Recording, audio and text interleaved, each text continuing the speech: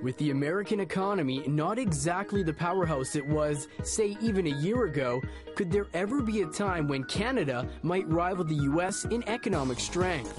Big picture speculator Jim Letourneau thinks that when it comes to resources, it already is. We have lots of rocks and trees and water and raw materials for export. We've got huge resources of potash that we're exporting to China, metallurgical coal, we have uranium, we have gold, silver, copper. We also have oil and gas, and the oil sands are a major source of oil for North America now. Canada has been the beneficiary of a positive commodity cycle, says Letourneau. And because the prices of all these commodities have been rising very rapidly, Canada, by default, through no fault of its own, this didn't take great planning on the part of any government, this is just a commodity cycle that started. Our economy is worth a lot more. Keeping in context, Letourneau suggests our country holds vast power in having strategic resources, of which are in short supply.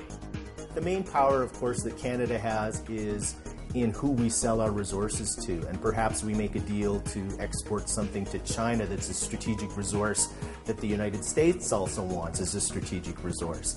Those types of issues come to the forefront. Who are your allies? Who are you going to work with? Who are you going to trade with? Who are your strongest trading partners?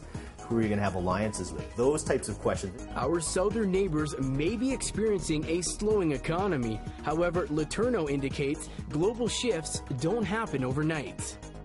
It took a long time for the United States to come up as the global leader, for the US dollar to become the world currency.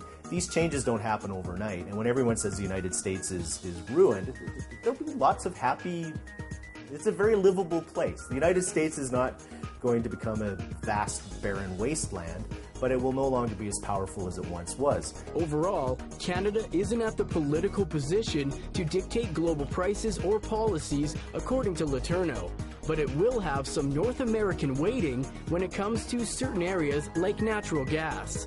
As for the future, riding the commodity bull market as long as possible can be the source of our wealth. When the commodity cycle ends, our power will diminish again, and we'll go back to, well, we're a manufacturing country, we're a high-tech country.